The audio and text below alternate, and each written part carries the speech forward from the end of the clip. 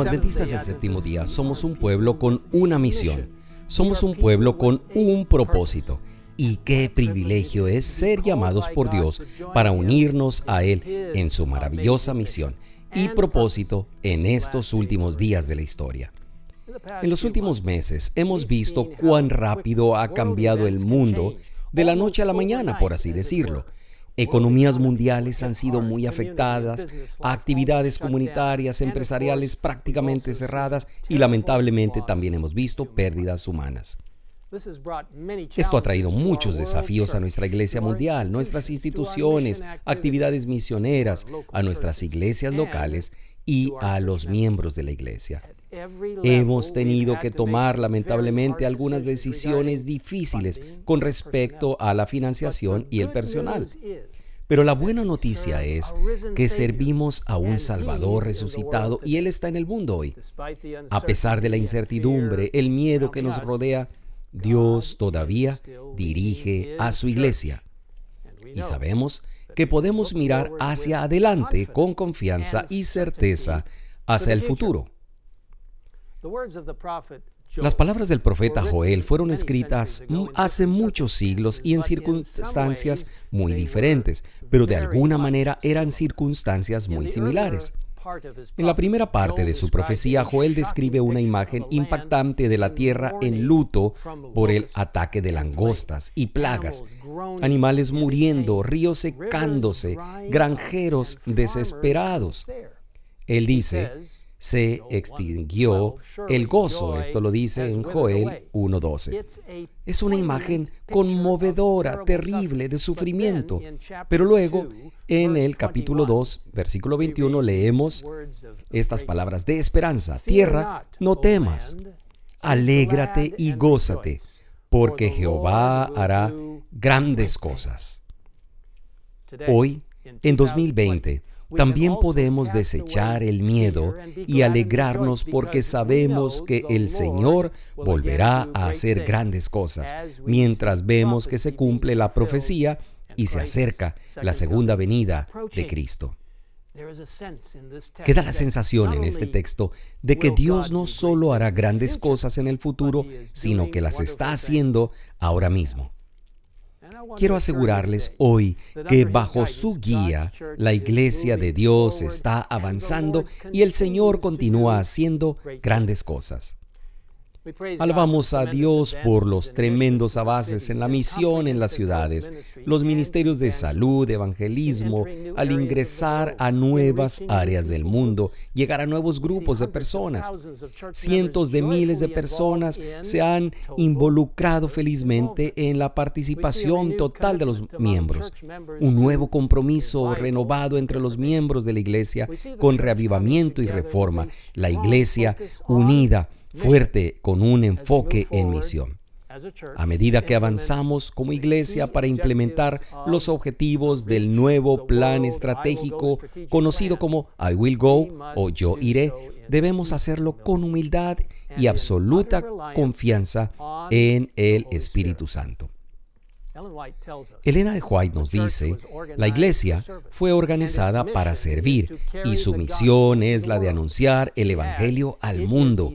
Y ella agrega: es esencial trabajar con orden, siguiendo un plan organizado y un objetivo definido. Esto significa que llevar a cabo con éxito nuestra misión dada por Dios requiere una planificación cuidadosa y de oración. A medida que nuestra iglesia moviliza sus recursos para la participación de los miembros, es importante que confiemos en el Espíritu Santo para que nos guíe en una sabia planificación e implementación. A lo largo de las Escrituras vemos cuán importante es la planificación para Dios. En primer lugar, Él es un Dios de propósito y de orden. Es con buena razón que nos referimos al plan de salvación. Una gran parte de Éxodos, los capítulos 25 al 40, se ocupan de los detalles meticulosos de los planes de Dios para construir el tabernáculo. En Génesis capítulo 6, los versículos 8 al 22, Noé implementó un plan específico y muy detallado dado por Dios sobre cómo construir el arca. Lucas 14, versículos 28 al 32, Jesús cuenta dos historias que ilustran la importancia de la planificación. La primera de ellas es la de un constructor que necesita sentarse y calcular el costo antes de comenzar. La segunda historia es sobre un rey que necesita sentarse y calcular si tiene suficientes soldados para ir a la batalla con éxito. Algunos pueden decir, Pastor Wilson, al parecer, al establecer planes para el futuro, pareciera que no tenemos fe en la pronta venida de Jesús. No hay tiempo para estas investigaciones, objetivos, el rendimiento, todo eso es una distracción para nuestra misión. Vayamos y trabajemos y listo. Si bien puedo simpatizar con el fervor hacia la misión detrás de ese pensamiento, claramente se nos ha ordenado involucrarnos hasta que Jesús venga, como se indica en Lucas 19:13. Y eso debe hacerse con urgencia, pero también debe hacerse con oración, con cuidado y de manera organizada. En el libro Testimonio para los Ministros, la página 498 dice, debe haber mucha más responsabilidad personal, mucha más meditación y planificación, mucho más poder mental dedicados al Maestro. En esa maravillosa compilación del espíritu de profecía de los eventos de los últimos días, dice en la página 77, Cristo declaró que cuando Él venga, algunos miembros de su pueblo que lo espera estarán ocupados en transacciones comerciales. Algunos estarán sembrando, otros recogiendo la cosecha, otros moliendo en el molino. No es la voluntad de Dios que sus escogidos abandonen los deberes y responsabilidades de la vida y se entreguen a una contemplación ociosa, viviendo un sueño religioso. Y si hay algo que nos impedirá vivir en un sueño religioso irreal, son los datos duros exigidos por la planificación estratégica. Datos que nos ayudan a comprender dónde estamos actualmente como iglesia y dónde deberíamos estar. La cercanía de la venida de Cristo debería hacer que sea aún más imperativo movilizar nuestros recursos de la manera más eficiente y productiva posible. El Espíritu Santo debe ser central. El plan estratégico de la iglesia para alcanzar al mundo, Yo iré, reconoce el papel indispensable del Espíritu Santo. Les animo a leer el documento con oración. Usted puede encontrar fácilmente el documento en Internet. Ahí está la página en su pantalla para que lo descargue. Descubrirá en el documento que además de los 10 objetivos estratégicos, hay una categoría final que se llama Objetivos del Espíritu Santo para que sean definidos bajo la guía del Espíritu Santo. El Espíritu Santo no solo nos guía para hacer planes, sino que a veces nos lleva a adaptar o cambiar nuestros planes de acuerdo a ciertas circunstancias cambiantes y de acuerdo a su voluntad. Podemos ver claramente que esto sucedió en la vida del apóstol Pablo. Durante mucho tiempo esperó y planeó visitar la iglesia en Roma, pero en su carta a los romanos, Pablo escribe que a pesar de todas sus esperanzas y planes de visitar, por esta causa me he visto impedido muchas veces de ir a vosotros. El obstáculo que experimentó fue en gran medida obra del Espíritu Santo. Del mismo modo, Lucas dice que aunque Pablo y sus compañeros planeaban ir a Asia, en ese momento el Espíritu Santo les impidió hacerlo. Como iglesia debemos ser ágiles y adaptarnos, listos a responder el llamado de Dios, de dejar a un lado nuestros planes y avanzar en cualquier dirección que Él nos llame. Mientras observamos cómo nosotros como iglesia avanzamos en la dirección correcta, Él nos llama. En la historia de Nehemías, el copero del rey Artajerjes tiene lecciones clave para nosotros. Nehemías, el planificador.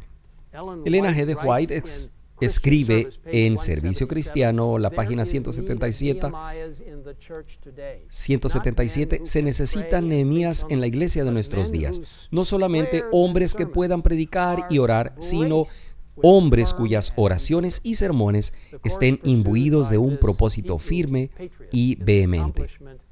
El plan de acción seguido por este compatriota hebreo en el cumplimiento de sus propósitos debería ser adoptado por los ministros y dirigentes.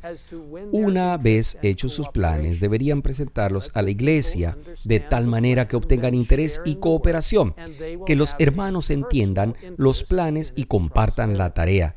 Tendrán entonces un interés personal en su prosperidad. El éxito que acompañó los esfuerzos de Nehemías muestra lo que pueden lograr la oración, la fe, la acción sabia y enérgica.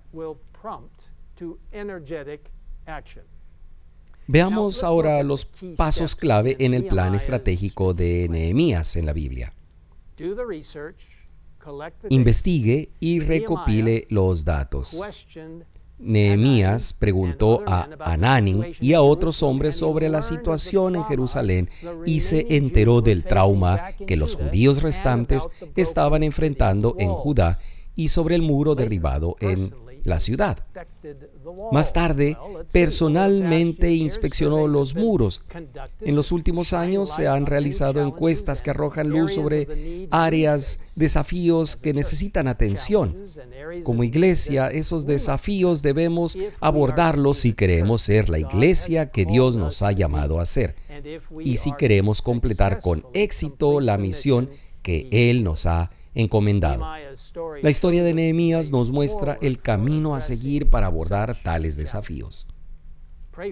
Ore por la situación. Nehemías primero oró a Dios para que lo guiara sobre cómo lidiar la situación.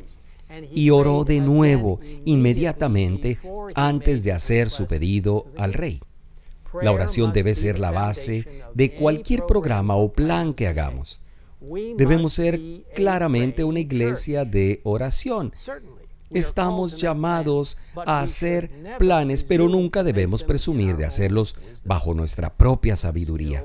Cualquier habilidad, inteligencia o educación que podamos aportar a la mesa no vale nada sin la guía y la bendición de Dios.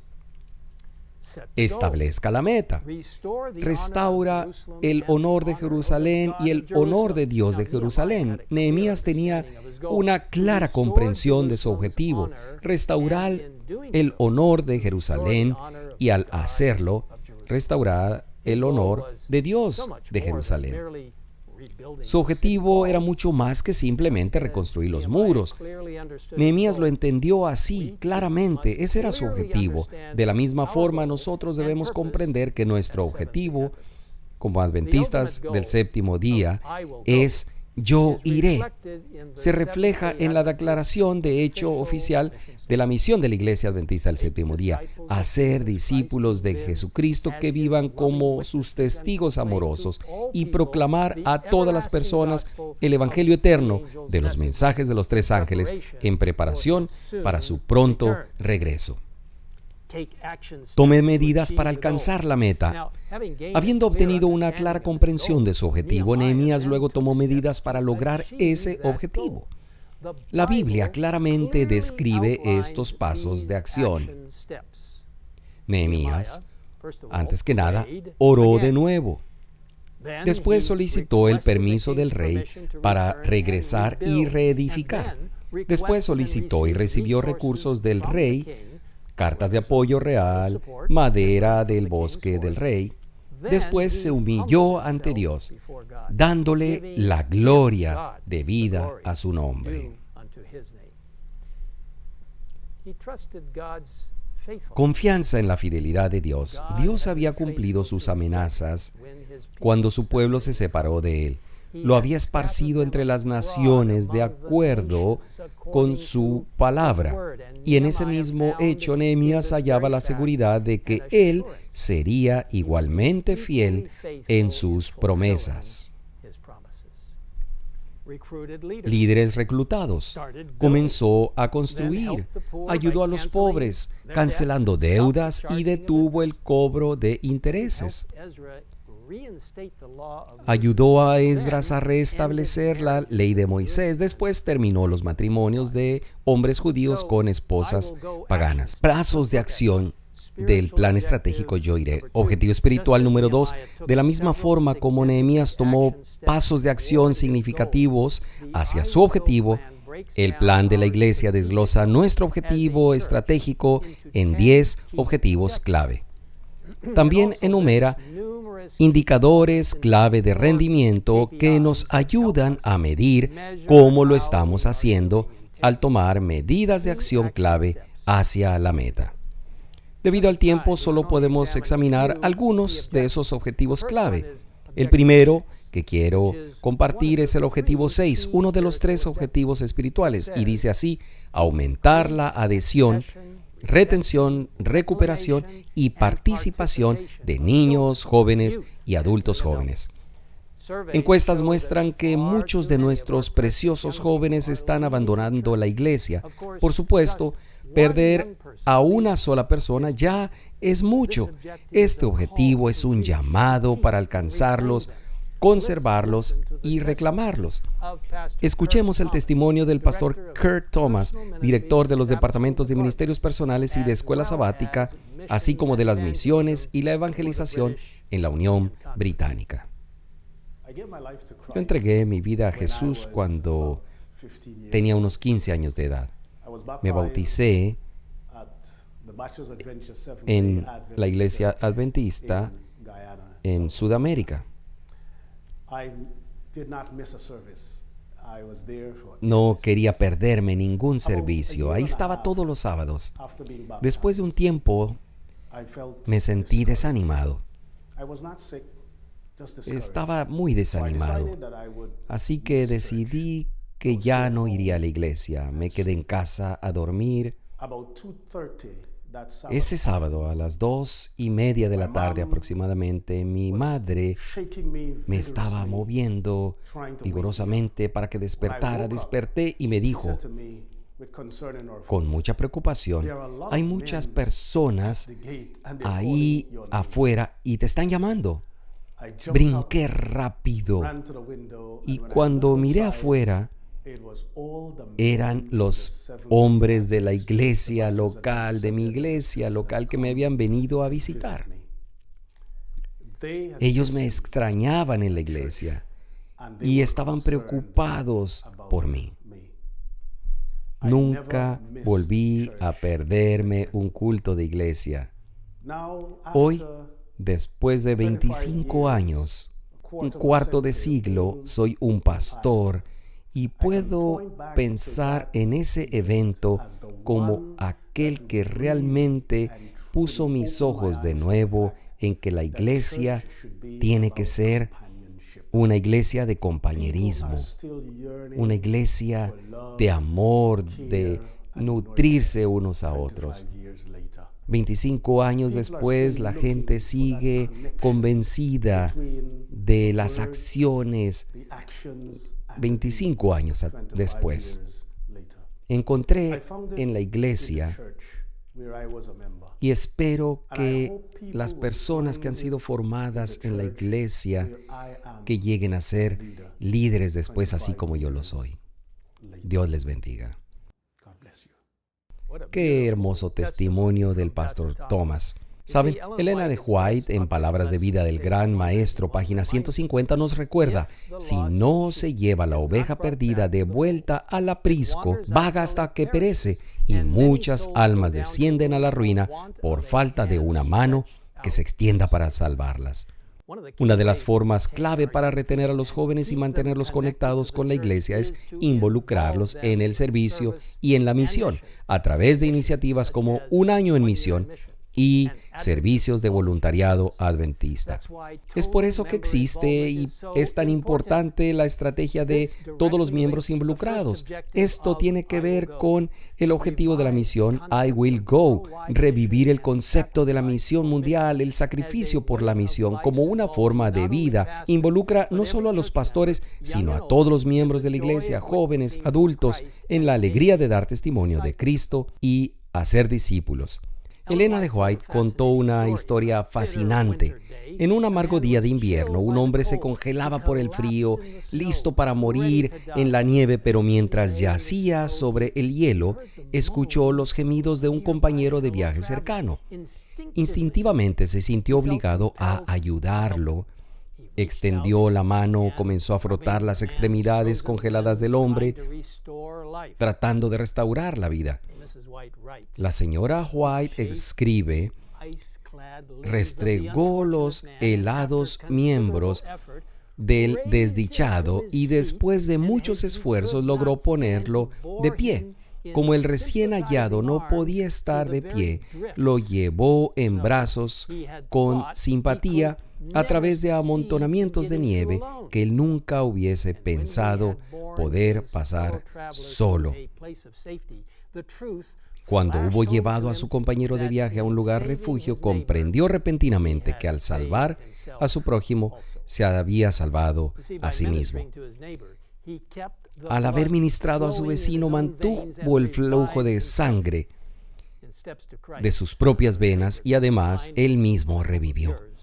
En el camino a Cristo, la hermana White escribió: el único modo de crecer en la gracia consiste en hacer desinteresadamente la obra que Cristo nos ordenó hacer, dedicarnos en la medida de nuestra capacidad a auxiliar y beneficiar a los que necesitan la ayuda que podemos dar.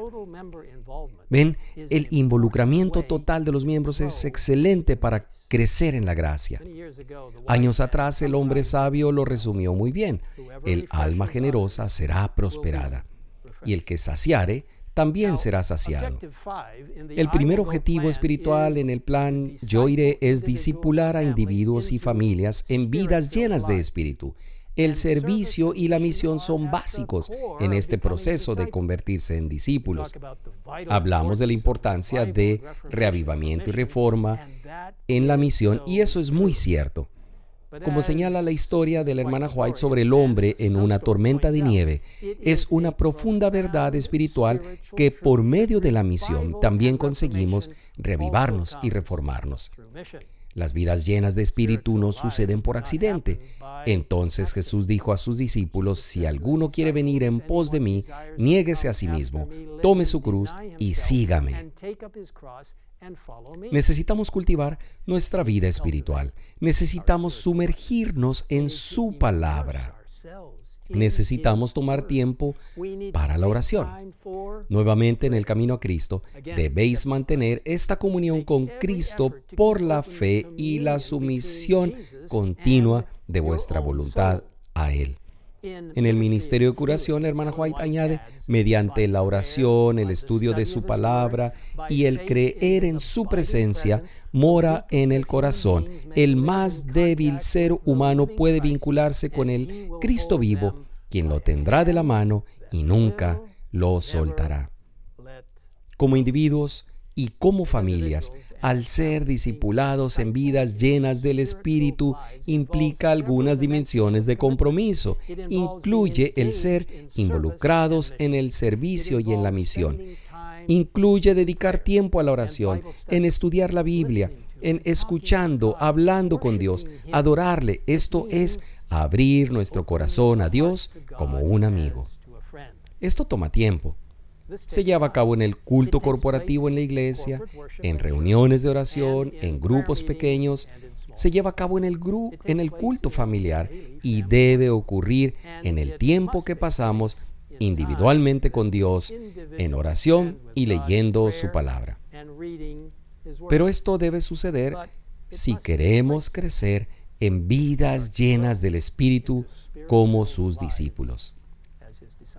Uno de nuestros más altos privilegios y responsabilidades es nutrir espiritualmente a nuestras familias, desarrollando hábitos de adoración diaria, participando en el servicio a los demás, cultivando hogares cristianos. Todo esto se conecta al objetivo espiritual número 7, que tiene que ver con ayudar a jóvenes y adultos jóvenes a colocar a Dios en primer lugar, ejemplificando una cosmovisión bíblica. ¿Cómo hacemos esto? A través de la escuela sabática, de los cultos de iglesia, que juegan un papel muy importante.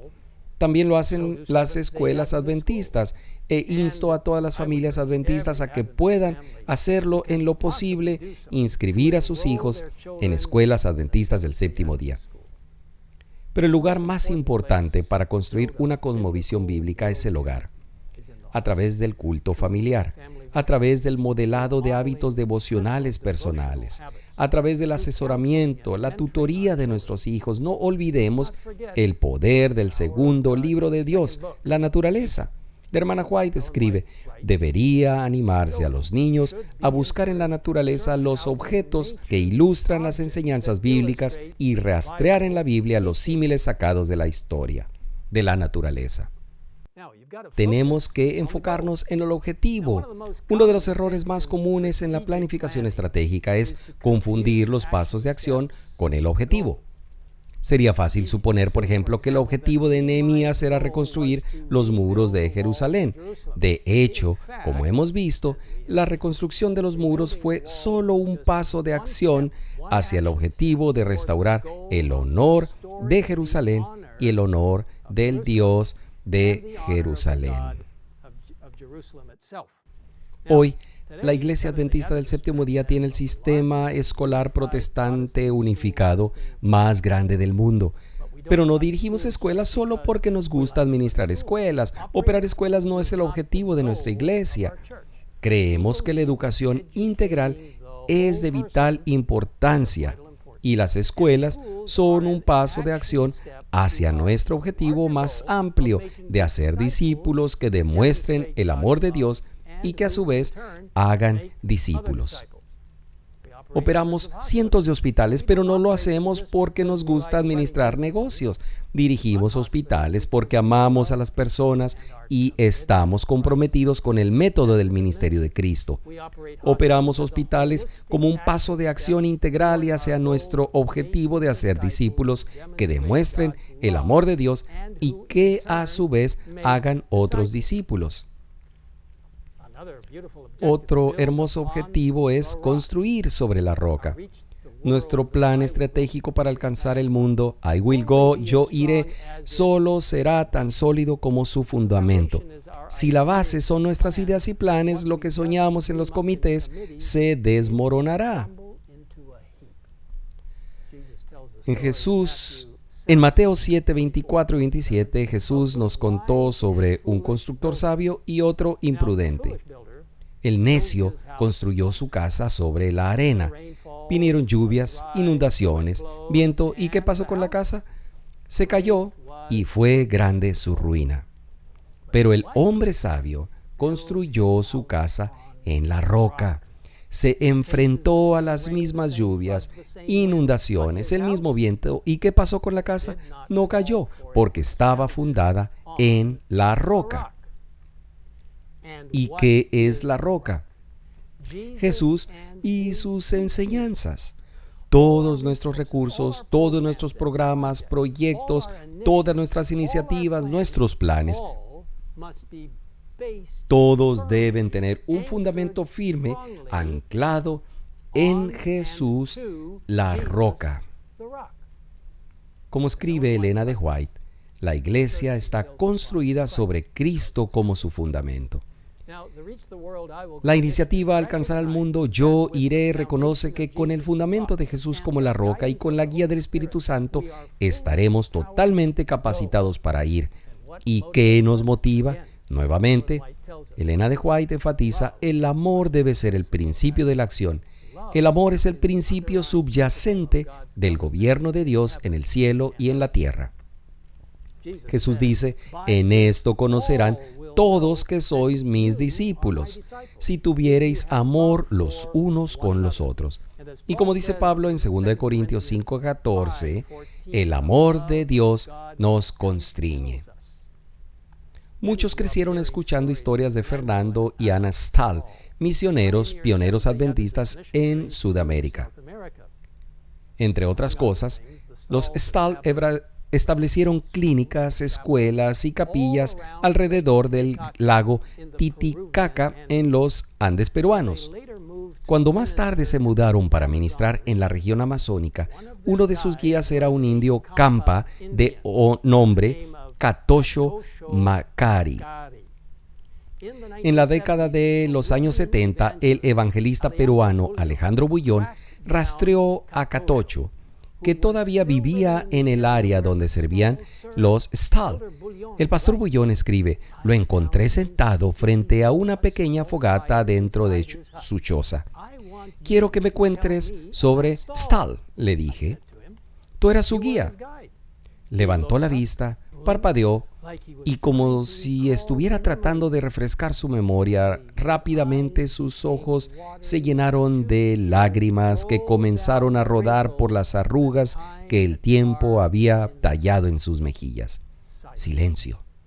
Sentí un nudo en la garganta por haber perturbado la paz de este viejo hombre, pero su voz, temblando de emoción y años, me rescató de esa situación cuando me dijo: Él nos amaba. 3 palabras, solo 3, pero expresaron todo lo que Stal significó para los Campas.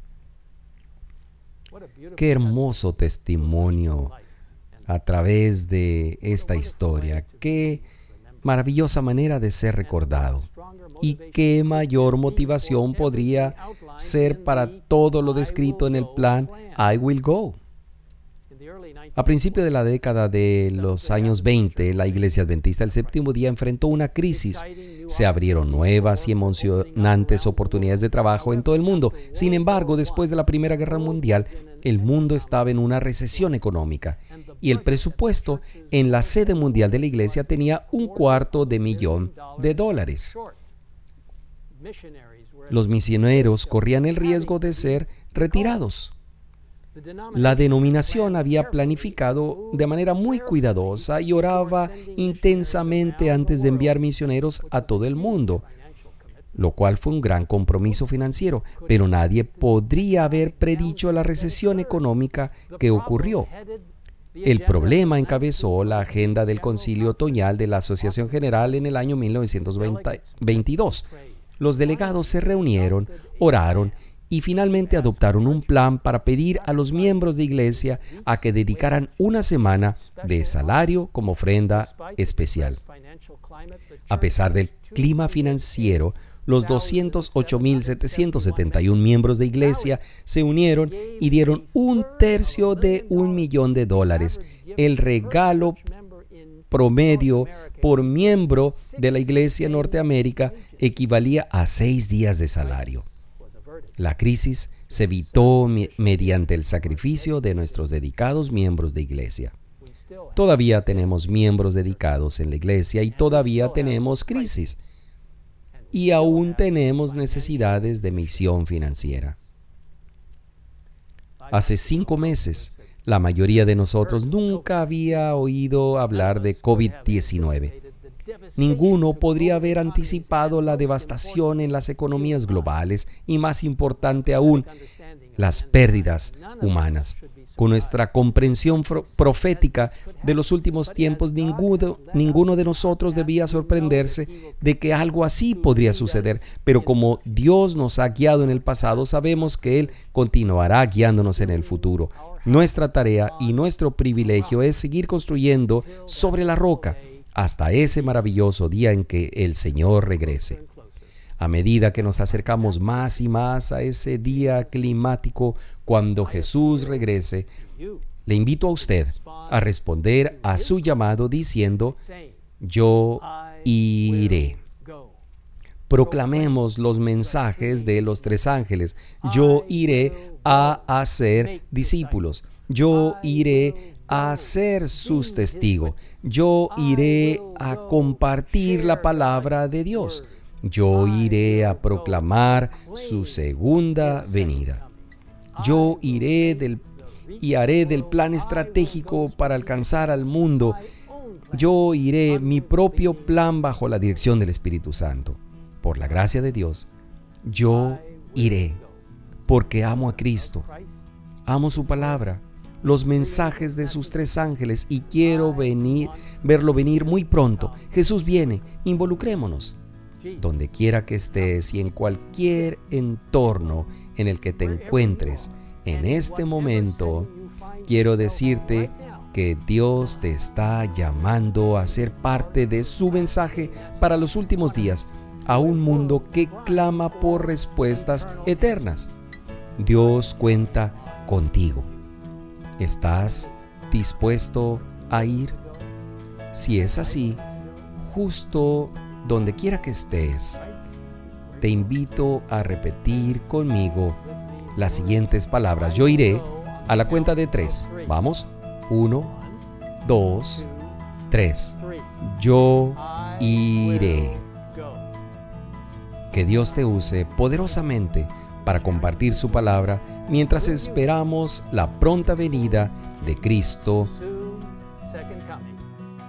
Maranatha. Amén.